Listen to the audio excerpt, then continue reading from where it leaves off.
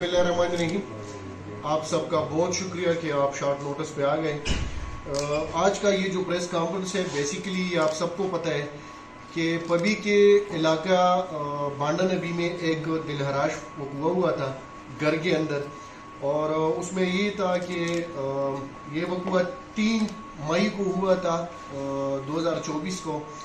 और इसमें घर के अंदर एक सुतेला बैठा था जिसने अपने बाप को और अपनी माँ को और भाई को और इसके अलावा बहन भाई छोटे थे 5 बंदों को टोटल उसने फायर करके मारा था।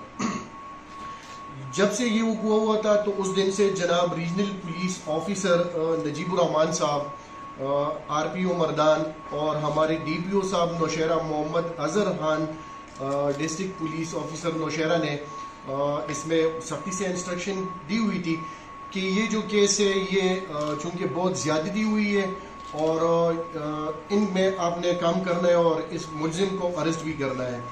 तो ये टीम बनी थी मेरी सरबराही में, और इसमें पबी पुलिस ने बहुत मेहनत की है और पबी पुलिस ने दिन रात इसमें एक करके मुलजिम तक रसाई हासिल की है। और मुलजिम जो है ये पीछे खड़ा है, इसको भी अरेस्ट किया हुआ है।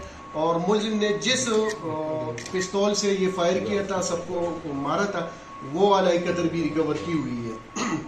इसमें मैं आपको बताता चलूँ कि इसमें एक था इसका वालिद मीर अहमद खान साहब, जो कि 70+ उसकी एज थी, वो उसमें शहीद हुआ था। दूसरा उसका बेटा था कामरान, जो बउमर 23 साल था, वो इसमें जांबा हो चुका था।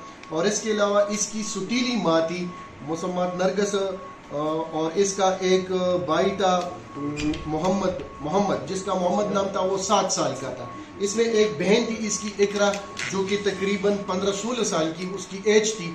तो ये 3 बंदे इसमें जख्मी हुए थे, और 2 इसका वालिद और बाप जो था, भाई जो था, वो इसमें जाँ बाहक हो चुके थे।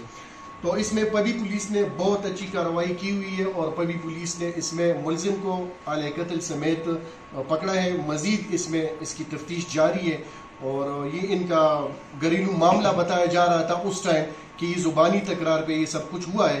तो इसको अभी इन्वेस्टिगेशन में और भी देते हैं जी।